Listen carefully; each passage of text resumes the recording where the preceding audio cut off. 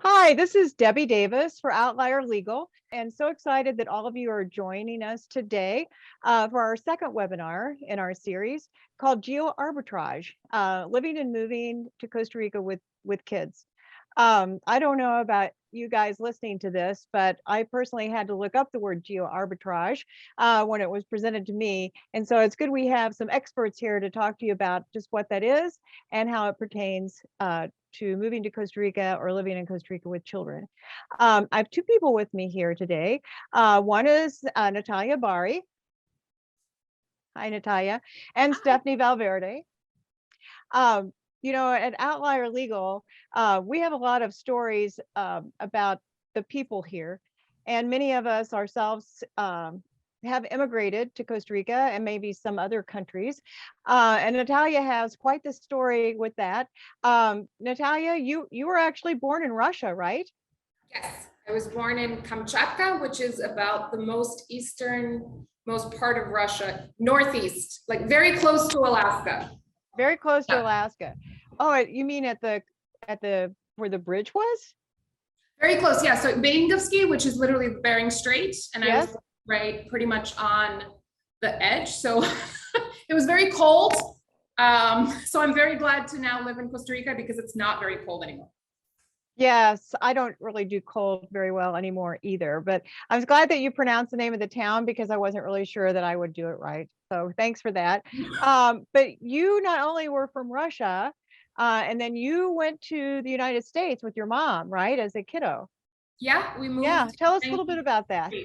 Yeah, we moved to New York City when I was 9 in 1993. So it was quite a long time ago. And then I spent 26 years of my life in the States before moving here to Costa Rica. And yeah, we moved. I mean, she was a single mom. We moved with a suitcase and basically nothing else and just built a whole new life after having a pretty good one in Russia, but my mom wanted something better for me. And so here I am. That's how moms Much are, gratitude. right? Yeah, with a lot of gratitude for her sacrifice. Absolutely. Oh yeah, moms, that's what moms are for, right? But you actually hold residencies in several countries. I have citizenship in Russia and Ukraine, which is quite interesting right now, and also the US. And I also have residency in Costa Rica and Panama. That's quite a collection. It's nice. I'm hoping for maybe like 5 more, at some point before I retire. Yeah. And I can see that how you really moved south.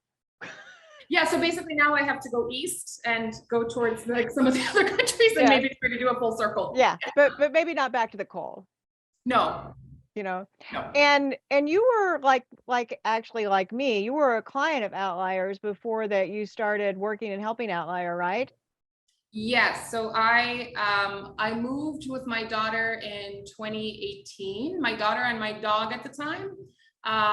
And yeah, I mean, it was really blind hope, just kind of decided that the States weren't cutting it anymore. And so moved here and applied for residency, I think like 2 weeks later. And then now it's been 4 years and I've come all the way around and now I work for the company that, that helped us get residency all those years ago. So yeah. It's been a really wonderful experience and very, very fulfilling, I would say, to be able to work with the people who remind me of me so much and seeing like the same excitement in their eyes when I meet my clients and they're so excited to move here. Yeah. Well, we hear this every day. I know when I talk to people, they're surprised when I talk about people who essentially, from whatever country they're coming to Costa Rica or Panama from, they've essentially sold everything down to their, duffel bags. Some of them have never been out of their own country, and they've left their home country with their children and usually the dog. Or maybe sometimes more than one dog. And they arrive in San Jose or Liberia or at the Panama airport and they're ready to start a new life. And it's pretty amazing to hear those stories, don't you think? Yeah, and it's super, it's so brave, right? Like, I think it's so brave that we live our lives sort of in a kind of an endemic way where, Mhm. especially not my mother, because she was very willing and wanted to discover other places in the world. But even with my friends who are, my age or a little bit older, they've grown up with parents who expected everybody to stay close. And to make this kind of decision to get up and say, you know what, this doesn't cut it for me anymore, and I'm going to find something else. I'm going to do something completely crazy and different. And I'm going to move to Costa Rica, or I'm going to move to Panama, or wherever it is in the world. I mean, it takes so much. It's such a brave act. Mhm. So I'm always like, I'm always like wanting to hug everybody, because I'm like, hey, welcome. This is, Yeah. this is awesome. Do your family think that you're crazy? Me too. Yeah. But it's such a nice thing. Yeah. Right. Well, and history is full of stories where people left, to brave a new world. And, even in the US, people who went to uncharted territory and out west, in wagon trains, not knowing what that they were going to, but for a better life for themselves and their family. And that's really why you end up moving, no matter if you're moving across country or you're moving to Costa Rica. You want a better life for yourself, your family, your kids, and you believe it's in that new place. And Stephanie is a little bit of a contrast. So Stephanie, you've born, raised, grown all the time in Costa Rica, right? Yes, my whole life actually. I didn't leave the country until this year that I have the opportunity to go to Panama. So basically, my whole life been here, and I gotta say that I really love Costa Rica. Even though I don't know much about the rest of the world, but I'm happy to be born here. Yeah, and you hear these stories every day because you work with the immigration team. Yes, I do. I mean, I've heard a lot of stories. I don't know, hundreds of clients that I have been working with. And it's really touching to see people, leaving everything behind and just start a new life here. And also, there's something that we always believe as Outliers is that we're not just helping people to get a residency and finish a legal process. It's about achieving their dreams, Right. a new life here. So it's very beautiful to see when a person finally ended up everything and see the smile on their faces, because it's like, wow, we really help a person to achieve a dream, to have a new life wherever they want it. So Right. it's a very great experience. So Natalia, what was the first thing when you got here that you had to think about doing? Like, what was your first step? Well, I had a baby, so I had to figure out where to buy diapers. Okay. And that was quite incredible because the house was on this volcano ridge in Grecia. So day one was spent after obtaining the car, basically driving down the ridge very, very, very slowly for about 40 minutes to get to Walmart to find diapers. So that was day one. So that was interesting. But as the days went on, that became less stressful. And luckily, I have a very good sense of humor, so I just laughed the whole way. But you start to find things like the feria was great. Getting to the local farmers market, that was the first thing I wanted to do that weekend. And for those of you guys, if you ever visit Grecia, please visit the feria on Fridays and Saturdays, because it is the size of like 3 football fields. Oh my And word. it's massive, and it's like a full activity for a couple of hours, and you end up walking out with bags and bags of groceries for very, very little, and it's all fresh produce. And so I love to cook, so you could imagine for me this was like a gift. So I very much remember walking into this feria and going, this is amazing. And everybody was super nice to my daughter. Like, I remember there's this one woman who everybody knows, I don't know her name, unfortunately, but she sells the most amazing strawberries, and she fell in love with my daughter, and she would see her and run over and just shove these giant strawberries in her hand and then stand there and laugh as she would eat them and get covered in juice. And I'm like watching this in horror at the And laundry. how old was she then? She was a year and 5 months, or Okay, she's super she was cute. really, I mean, she was really just a baby. She was just starting to walk and sort of have a personality, a bigger personality. So it was really fun. And so I remember that's a very vivid memory for me, like the smells of strawberries and, and different fruit and different vegetables. And and just the life of that kind of market where it's like a, it's a buzz, and Right. I really felt it. It was great. Right. And that's the great thing about Costa Rica. One of the many great things is the amazing food, fresh fruit, fresh vegetables, all this fresh, healthy foods that we can get in Costa Rica. It's pretty amazing. And most of the communities will have some sort of farmers market, right? Not that big. Where I am is not that No, big, yeah, but Tres- that's Tres- pretty amazing. So did you have the car? Did you buy a car right away?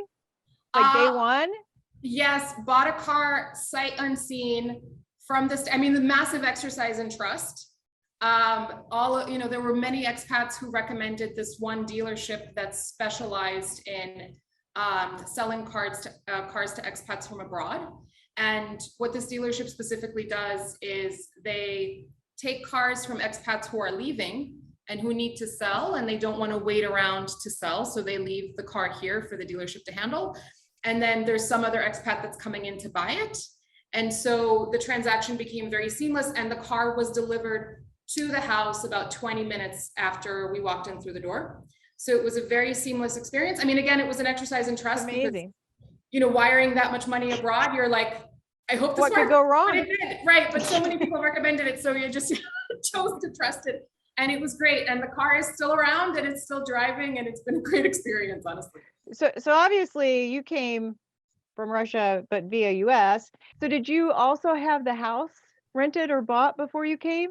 I had the house rented also sight unseen. Well, no, that's not true. The agent was really kind and did videos. And so did a lot of sort of video walkthroughs and a lot of the help with the negotiation with the landlord ahead of time. Like I remember, very American thing. Now that I've lived here long enough, I understand that people don't put screens on their windows. Right. And this is not something that I was used to. So I remember I came in and I said, I really want screens on the windows, and we had to negotiate that part. And that's not a request that people have asked for in the past with this landlord. But yeah, the house was there, and I got very lucky with the real estate agent. He was kind enough to even stock the fridge. So when, we showed Amazing. up and I have this baby, I got food.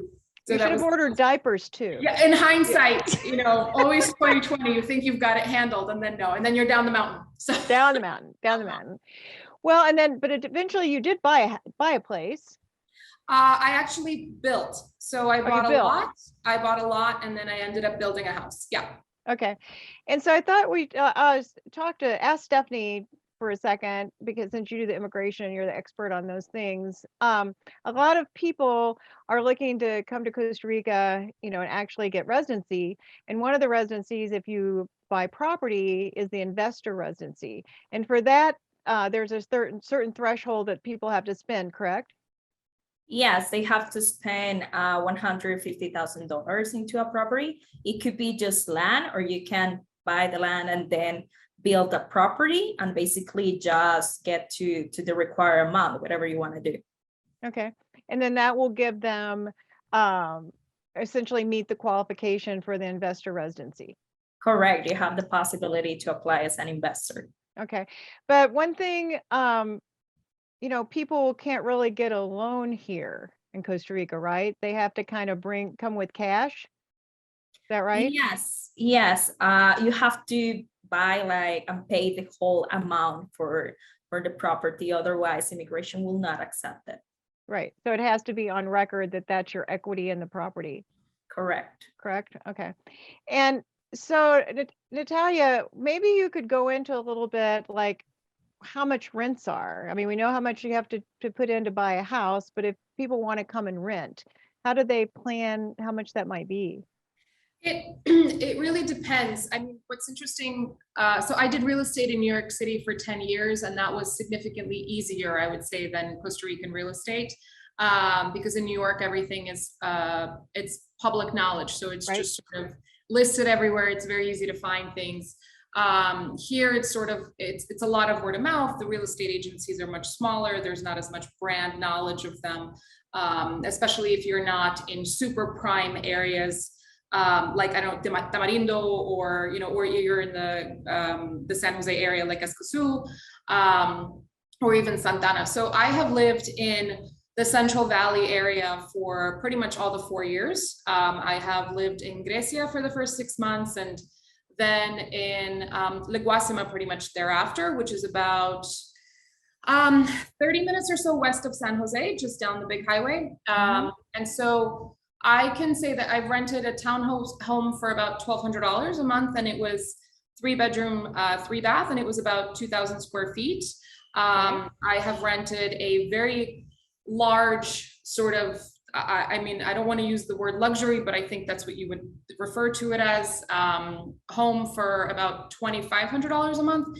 And I mean, look, coming from New York and knowing if I were to put that kind of property to the neighborhood where I used to live, I mean, I legitimately couldn't afford it, but it'd be 10 grand a month. Right. It would be in the 5 figures. Right. So, you know, so it's really comparison's sake.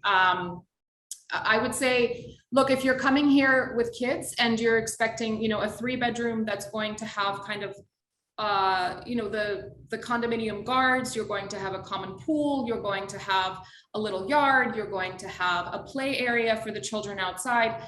I think between $900 and $1,200 in the Central Valley is a very common, a very comfortable sweet spot. And it just depends. Look, you can go really fancy, and if, you know, and then you're spending about, you know, $1,800 to $2,000. But for me, these prices were not egregious because I was coming again from a very high cost of living area, which is why we're talking about geoarbitrage, right? Taking your salary and then turning it into something completely different in a foreign location. Right. Well, and I think most people that are in this webinar, no matter where you are in the world, those are very reasonable rents. I mean, rents have gotten out of control, where we divide our time between Costa Rica and the greater Cincinnati area, and you can't hardly rent a 1-bedroom apartment for $1,000 a month. So that's, you know, it's just kind of gotten crazy. So, I mean, that's a very reasonable thing. And, you know, compared to New York City or LA, Chicago, all the big cities, that's like nothing. And especially the other thing that's very reasonable are the HOA fees, right? Because you would have HOA fees sometimes for where you rent, right? Yeah, well, you don't have HOA. I mean, if you're looking at, I mean, if we're comparing to New York, you usually have HOAs or what's called as maintenance for your apartment. And the maintenance on my apartment was $3,500 a month. And that included a doorman and blah, blah, blah, and all these fancy things, but it was still, I mean, quite a lot of money. And here, I mean, the house that I own, my HOA fees are less than $200 a month. And then I just pay water and electric, and both of those are super, super reasonable. And look, I'm kind of too chicken to live at the beach. So I live in the Central Valley because it's cooler and I don't have to run my air conditioner. I do know from friends who live in, you know, like Coco or Samara, that if you're running your AC all the time, that's a real cost that you have to consider, because then it gets into several $100s, because it's just, you're, you know, it's climate control, essentially. Yeah, the most important thing, because, you know, I'm the beach person, is to be somewhere where you get a constant breeze. So with our particular place, we almost never run the AC. My utility bill runs about $40 a month. Wow. But if we have other people staying there and they run it for a month and they really run the AC, it'll be $250 to $350 for AC, because the more you use, the kilowatt hour price goes up. It's a way to try to get people to conserve and, you know, give the Costa Rican people better rates, because most of them don't have AC. But I really like being at the beach. It is hot there, but, you know, that's where they put the beach, was in the heat. So, you know, but the other thing that people don't really think about is the difference between, you know, the States, Canada, wherever else you are in the world, and Costa Rica are the property taxes. The property taxes are seemingly insanely cheap. Yeah, I think the last time I did the math, my property tax for the entire year, and that includes, it's important to remember that there's a threshold at which you have to pay luxury tax. Yep. And Steph, you probably know what that number is right now. I know that they've been negotiating 137 million, but just the construction, the house, if that's the value, then you have to pay luxury taxes. Right. So, so what does that put us at? $225,000 or Something so. like I'm that. really doing, yeah, I'm doing the ballpark, forgive me. But that's, you know, depending on where you're coming from. I know that, for instance, if you're buying a house in, I don't know where I lived for a while, Austin, like a $225,000 house isn't looked at as a luxury home. Whereas here it really is. And so then you do have the additional luxury tax. So that is something that I pay every year on top of my regular taxes. And I did the math for last year, for all of last year, and I still paid less than 1% of my property value for the entire year. Whereas again, I was coming from New York City, and my property taxes were just, I mean, obscene, just through the roof. Oh, I was over Midwest as well. You know, Yeah. our comparable property, depending on where you are, you know, could be $4,000 or $5,000 for that price point. And in going to Costa, you know, we pay, well, between on the exchange rate, but it's around $350 a year. I Yeah. mean, talk about geo arbitrage. Yeah. Yeah, You I know, have friends who live in upstate New York, and I mean, it's a very, it's on the Hudson River, and they have a home in, it's Irvington, New York, and their property taxes are $60,000 a year, oh my word. which is legitimately a full-time salary for, Yes. Yeah. you know, Yeah. so yeah, You better have some good jobs and both of you working yes, to really be able, you know, to make that work for your family. Mhm. The other thing that a lot of people, oh, I wanted to talk about one thing. So as far as living costs, one thing that people can really afford in Costa Rica is having help with their kids and housekeeping services and stuff like that, like a nanny and that. So can you tell everybody a little bit about how that works and what the costs are and what you would pay, what somebody would expect to pay if they wanted that?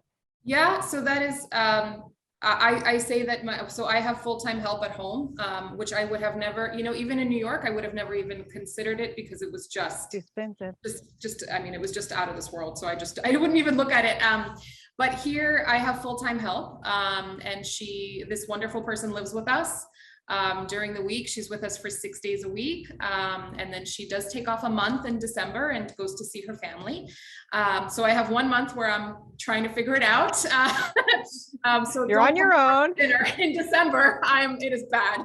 But yeah, so I do have a full-time helper, but she, you know, she lives with us. And so of course, room and board is included. And I pay a little bit under $500 a month for the entire experience, and it's wonderful. And of course, I do have to pay caja for her, and I do have to take care of those things. But at the end of the day, you know, it's been it's really saving me as a single mom who needs help, and she cooks and cleans, and you know, and takes care of my daughter when necessary, and it's really like having a stay-at-home wife.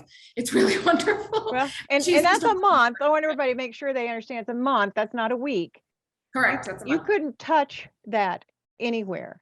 Yeah, and that's, I mean, that's a little bit higher than what the minimum is. So Costa Rica does set minimum salaries for pretty much every single job that you can think of. There is I don't know what to say, like a chart that the government puts out every year, and it will in detail describe what somebody should be making. And specifically in this, when you have somebody who's living in your home, this is what they should be getting paid. And so I pay a bit more than the minimum. And you know, it can be as high as you want, but the truth is the minimum is very, very low. And so this is something that becomes very, very affordable for families. I mean, I have friends where both parents worked, and then they moved to Costa Rica, and one parent got the ability to stay home and have full-time help and pursue passion projects because suddenly you can afford the help. Yeah. Yeah, that's pretty amazing.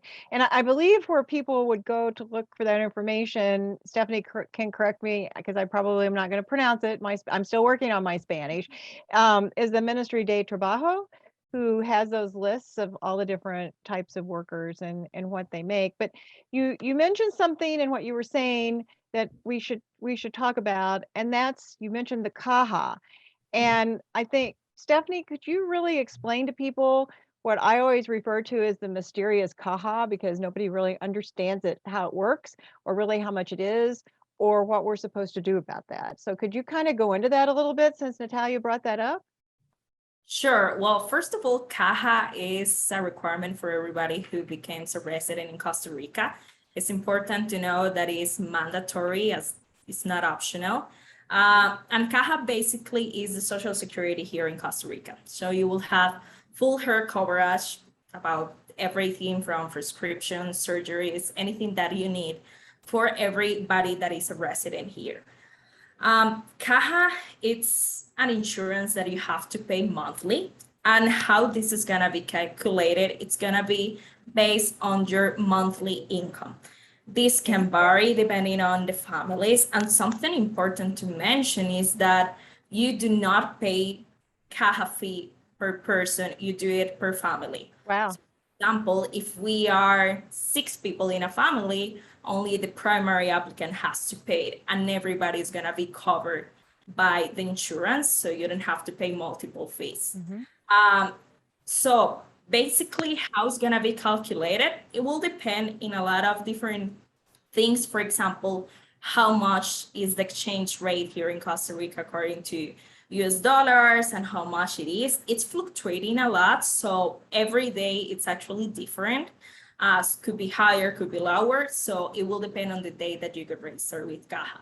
I would like to share with you a couple or maybe some example of how much a Oh, family. thanks. That would be fabulous. Yeah, so much.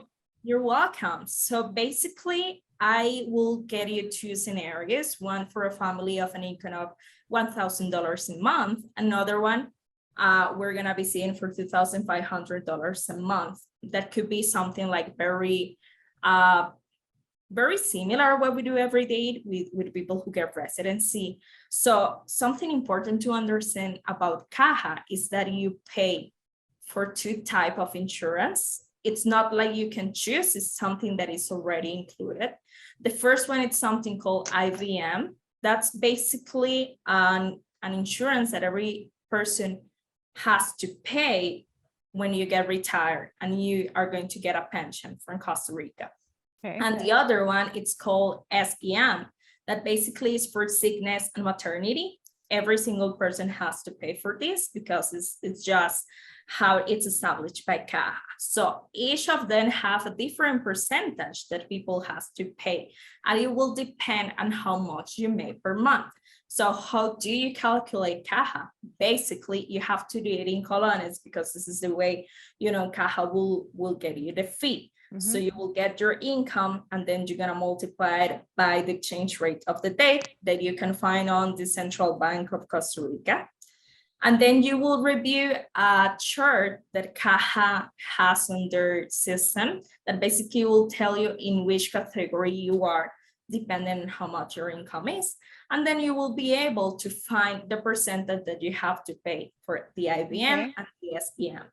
So basically what we do is the math. So you get what you have in colones and then just multiply by the percentage that Caja will provide you in the chart. And then you just have to get the 2 amounts together and that will be the total you have to pay for Caja.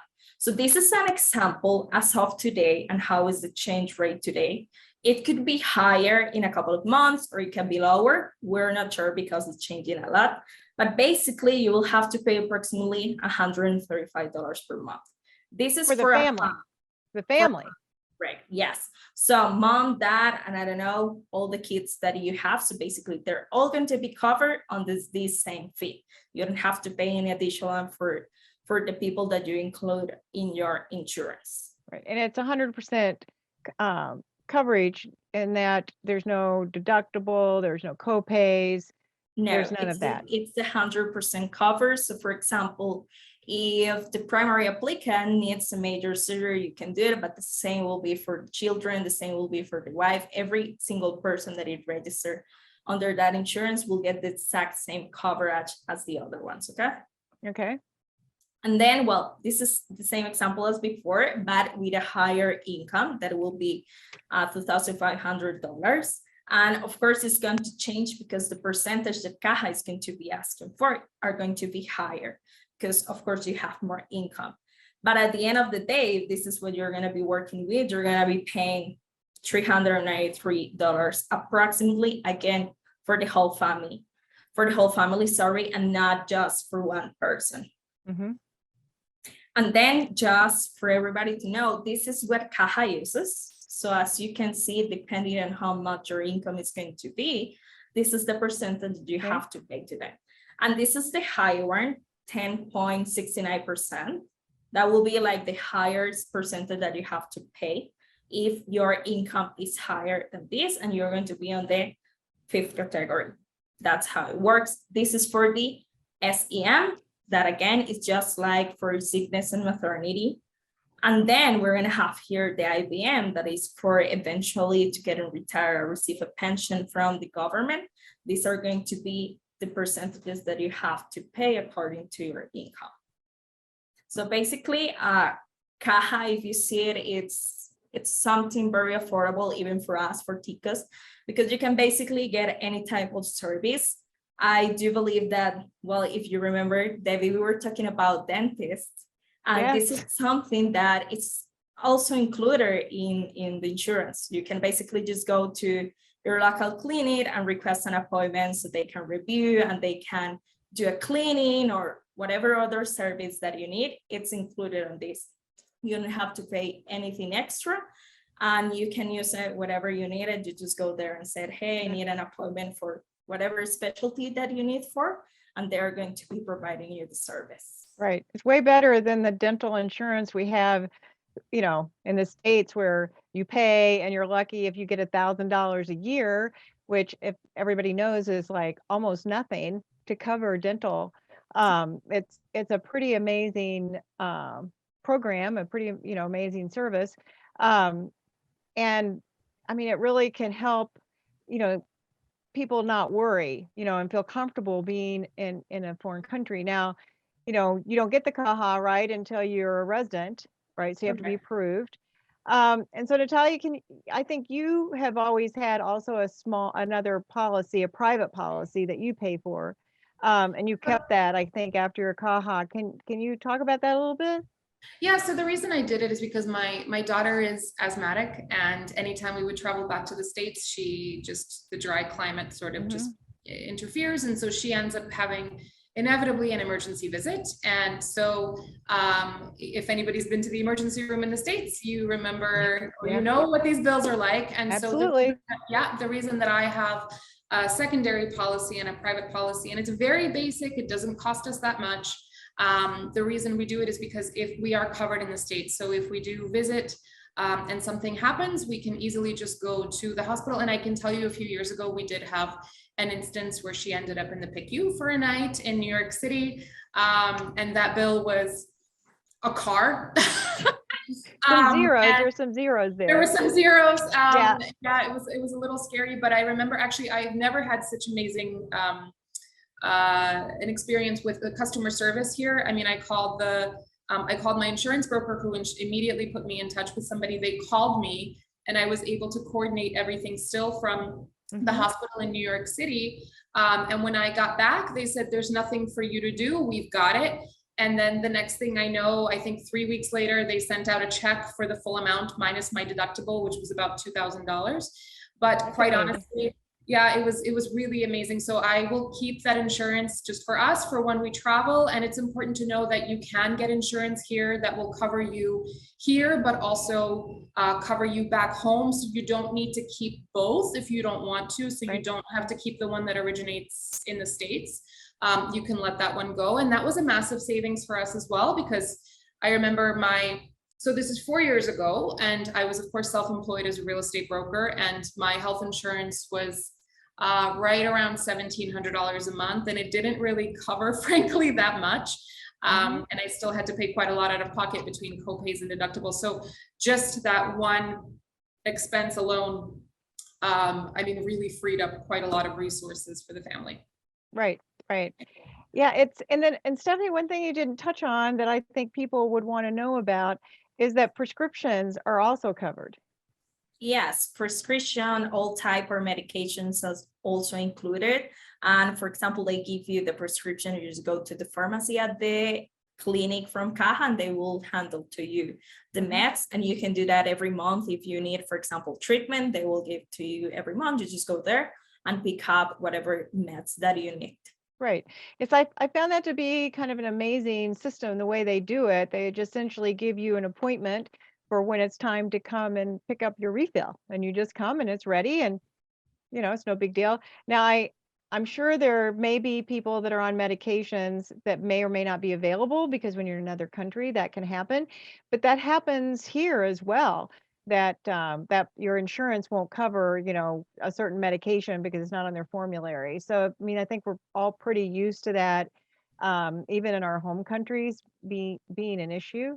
So, I mean, we've used it. I was impressed with the clinic. We have a brand new clinic in Samara, very clean, um, very friendly, very nice people, really conscientious.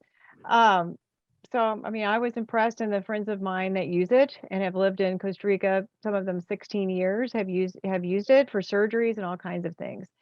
Um, but one thing we need to touch on, because I know people with kids, one of the main things you're thinking about, unless you're so brave that you homeschool, which those women and men that homeschool, they're so brave. I just couldn't. I just couldn't have done that. So anyway, that's full disclosure. So tell us a little bit, about the schools, because you've got a kiddo in school, and you've gone through that. Yeah, so she's one level below kindergarten, so she's pre-K. Okay. And I've had her in an international school since she was 2 years old. And her school is, it's mostly ticos, but they teach everything in English, and then the kids just kind of communicate amongst themselves in Spanish. They will switch to Spanish, I believe, when she's much older. I think when she's about 14 or 15, they switch into a couple of the topics in full Spanish, because you still have to pass the Costa Rican exams, and you need to do those in Spanish. So you can't limit that. So which is of course fine. And my kid, who is now 5, she's completely fluent in Spanish. So it's really wonderful to watch. And I speak way better than I did 4 years ago, but I still have a lot to learn. So there are times now when she translates for me, like at the bank, and it's embarrassing, but also I really appreciate her being there. It's very humbling when your 5-year-old's like, no, Mom, you don't know what you're saying. You're asking for money, not shoes, and but anyway, she's also learning Mandarin, and she has mandatory swim class with a fantastic teacher. It includes her food, and we are spending about 1/10 of what we would have in New York City for the same for the same education. I mean, it's really incredible education at the level that it's at. In Costa Rica, there are many international baccalaureate schools. So if that's something that's important to those of us with older children, also larger than mine. But if you have kids who are, on their way to college, you can find schools that are on not just the American calendar, but when they graduate, they have an American diploma. Right. In addition to their Costa Rican diploma, there are schools that offer all three. So then you can have US, IB, and American. And so when they come out, the world is really open to them as to where they want to go. And honestly, there are schools that teach in so many different ways. There are Waldorf schools, there are Montessori schools, there are forest schools, which granted, I don't know what the third one means at all, but I know it's a way of teaching. And there are schools that focus on the environment. There are schools that focus on executive leadership skills. I mean, you really can find so many different options for your children. And when you are doing the math, the level of education that they're going to get here, of course, you can find it in the States, absolutely. But I remember when I was living in Austin, right before I moved to the States, I looked up an international baccalaureate school, and there is one that's very highly regarded that was close to where we lived, and it was about $40,000 a year.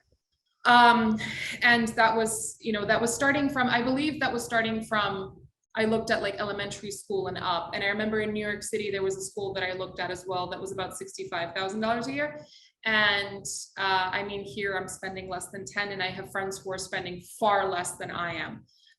That are just, my daughter's school is literally like 3 minutes away, so proximity was important. But right. you can even spend less than I do and have a spectacular education for your children and not feel like you're losing anything. If anything, you're gaining more, because they're getting this incredible experience of of being in a truly international environment. Right, which is one of the things as a parent, you're always, worried about, I mean, you spend an awful lot of time as your kids are growing up being worried about their future and what they should be doing and what you should be helping them with, and can you help them get to where they, need to go. And so it's really important for people to understand that there's quality schools there, and that you're not, moving to, a lot of people have a lot of different images in their mind when they think of Latin America, Central America, and quality schools may or may not be in their mind, right? Like a lot of things. You just like, we do have granite countertops in Costa Rica, right? Right? But a lot of people wouldn't think that, people ask me all kinds of questions and I'm like, it's very Americanized, even the toilets say American standard. I mean, this is very Americanized. And you can live places that are very rural, but you can have whatever amenities that's important to you and your family, and if those kinds, if granite countertops are your thing, then, and I know one person on this, I think that's on this webinar, it's very important to them. And so then you're going to have granite countertops, but if it's not, then you don't care. So let's talk about, what I always say to people is what you love about Costa Rica will also drive you crazy. So what are the things that either you wished you would have known before you came, or, or things that are difficult that you don't know why they would be, things like that. Like, what's the big differences? Okay, paying for things is incredibly frustrating.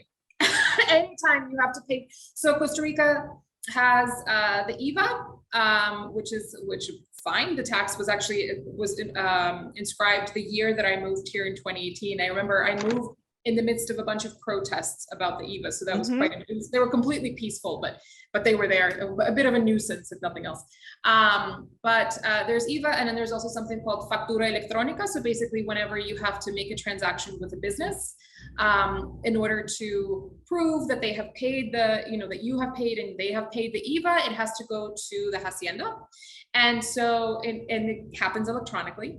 And when you have to create one of these invoices, you have to provide all of your information. So you're buying a chair, and you have to provide where your address, your email, your phone number, and then they have to print out this factura that, well, I'm sorry, they don't print it out. It does get emailed to you, obviously electronica, but it takes forever for someone there to have to input all your information just for you to get a receipt. So that has been incredibly frustrating. I'm actually very proud of Outlier. I'm sorry to toot our own horn that we have figured out a way for people to pay very quickly online, because I know that has been incredibly frustrating for many people here.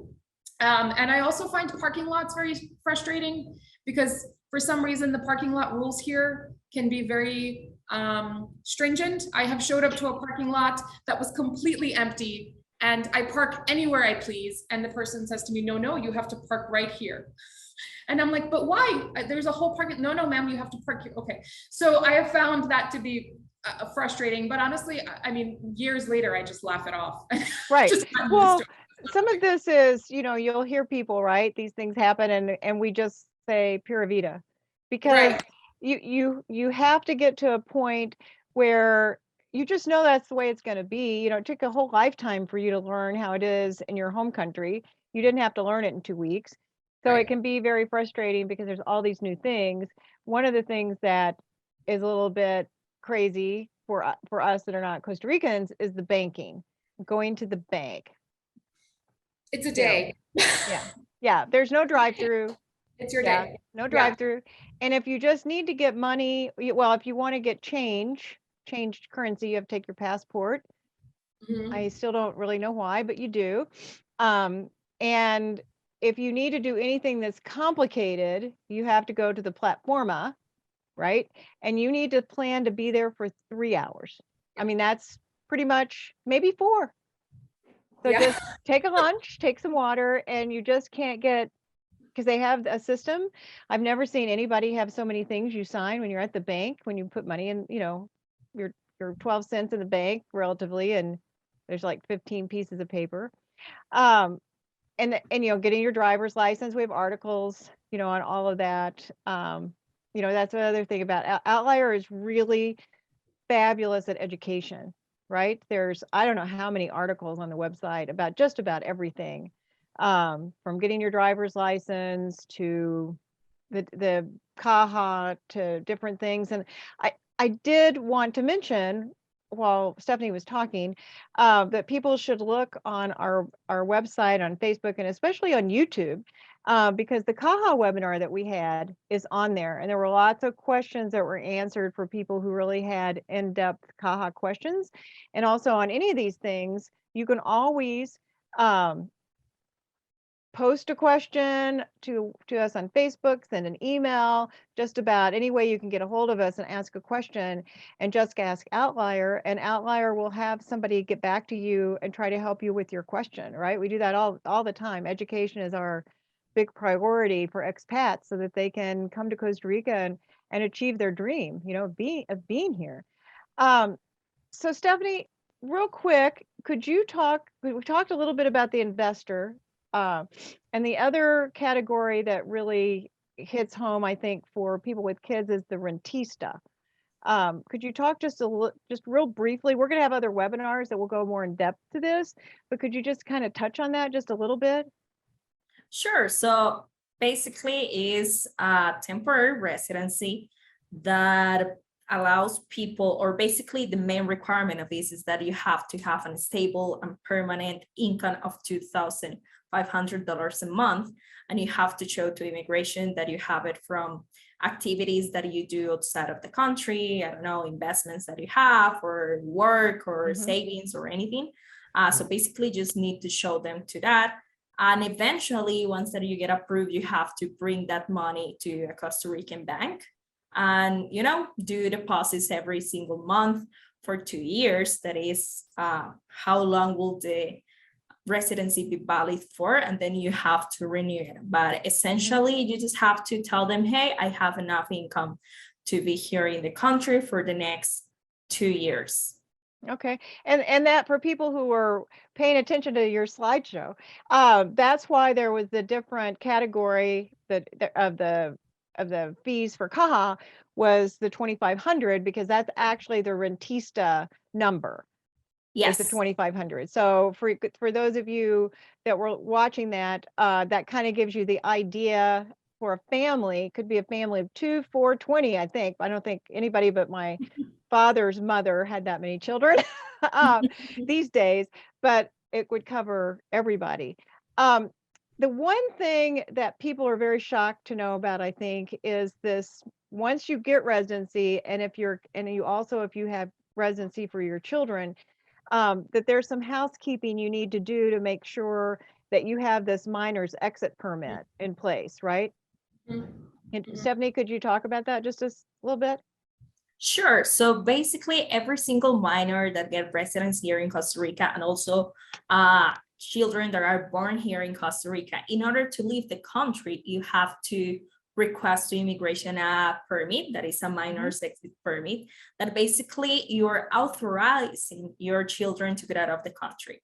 So both parents have to do it. They have to sign, and they have to say with who they authorize the children to get out. And also you can request it to be permanent, for until the children get 18, or you can do it temporary, just to leave the country once and come back. And then you have to do it again. If you do not have this permit prior to leaving the country, they're not going to let the kid leave, and you will have troubles at the airport, and it's going to be like a big deal. So it's just prepare everything before you get out and do the process with immigration. Right. And some parents are a little bit alarmed by that, because it's like, well, what do you mean? They're my kids. I should be able to do whatever.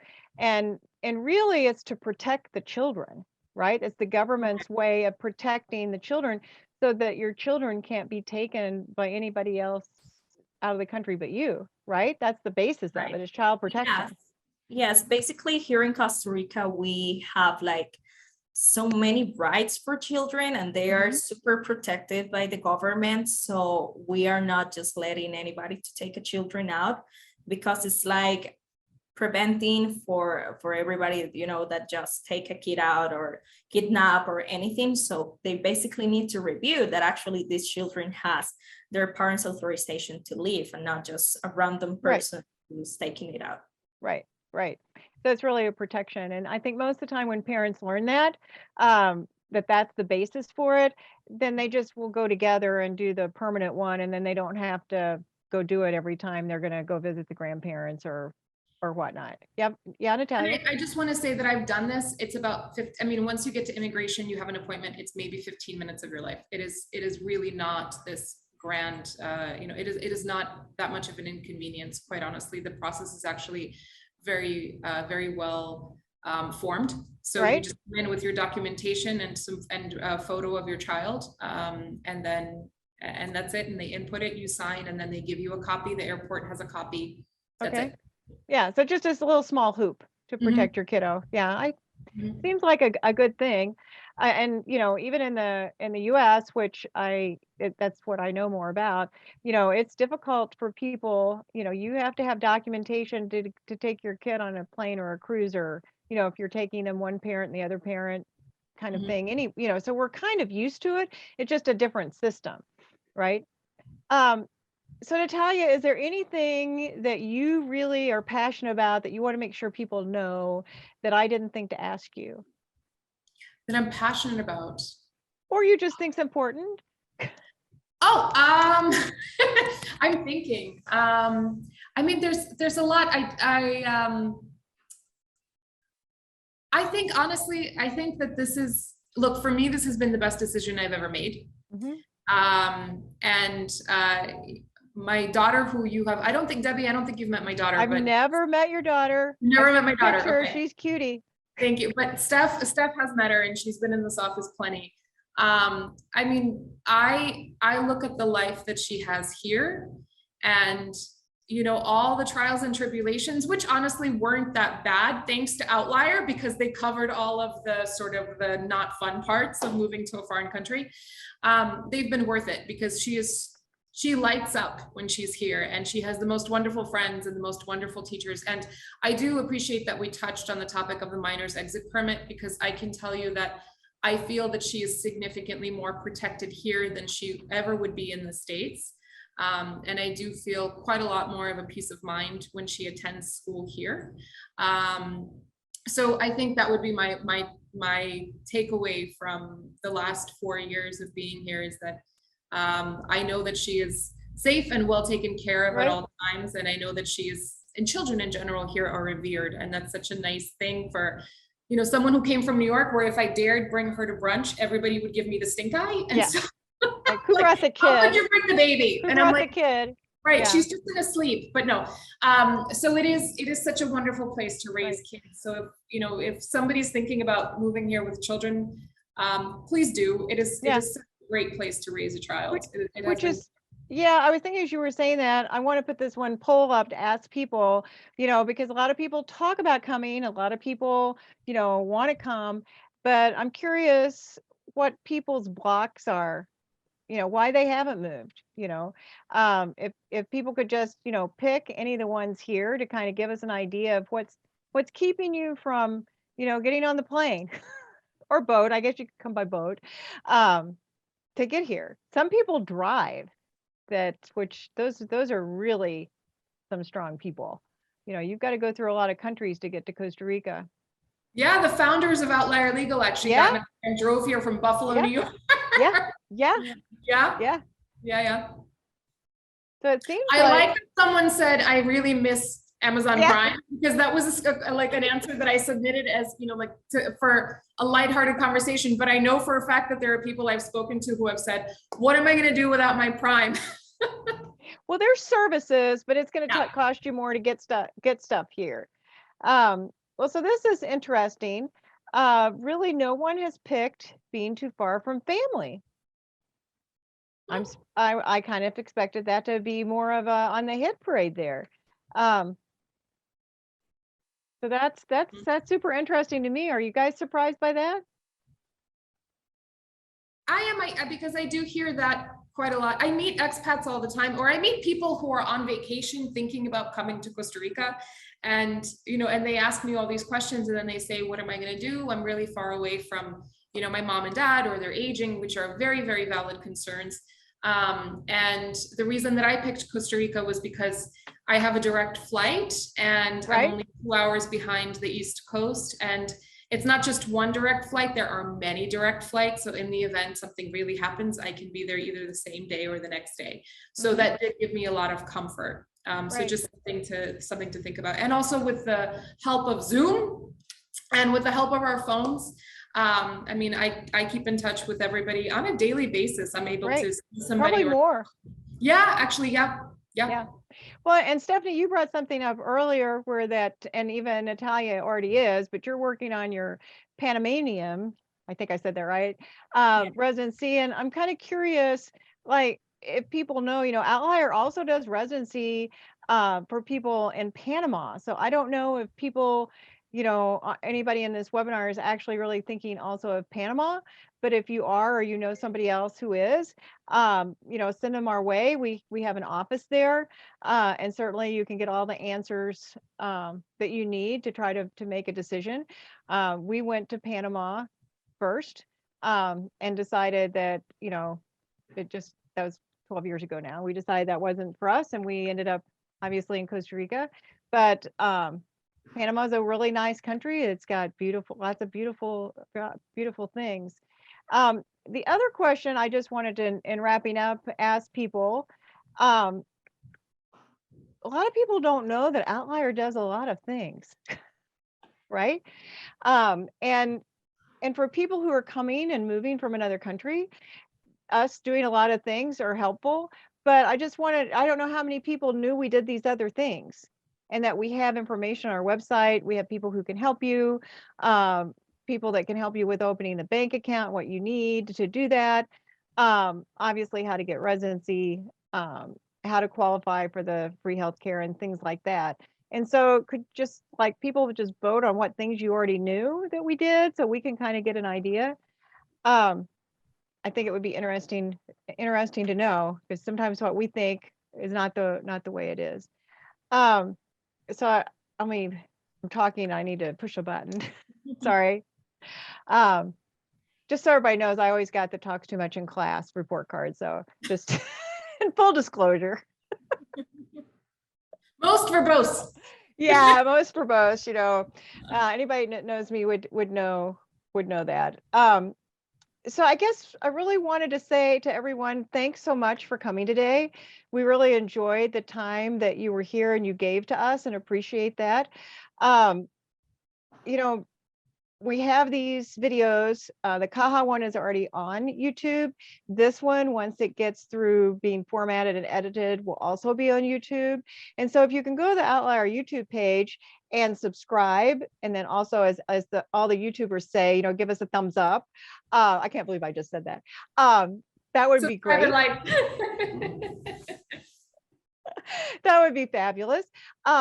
We're very excited, and we think a lot of you are going to join us next week, actually a week from tomorrow on Thursday. I believe that's the 21st at 2:00 Costa Rica time, where we're going to have all the information needed about the digital nomad visa, another mysterious, long-awaited thing that has just been signed. And as an added bonus, we're going to have with us that day is CEO and founder Rafael Valverde, which is super exciting. Many people have talked to Rafa, as we all call him, his nickname, Rafa. They've chatted with him, they've emailed with him, but most people have not met him. And so I think that'll be really exciting for people.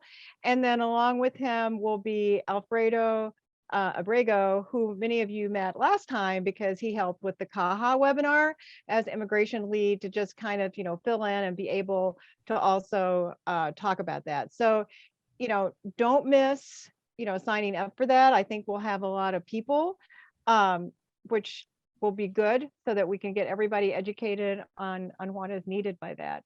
So I just wanted to thank everybody again. It was great. Natalia, thanks so much for coming and telling us about all your story. It's a wonderful story. So Pleasure. interesting. Yeah, interesting, exciting, and wow, what a story. And Stephanie, thank you too for coming. We always appreciate that you coming and telling us the different things that we need to know for educational outreach with the expat community. And we hope we see many of you in Costa Rica. You can always email us. You can send a message on the website. You can reach out via Facebook. We're pretty findable. So if you have a question, reach out, just ask Outlier, and we'll answer you. Thanks a lot for coming. You have a great day. Ciao. Bye, guys. Great day.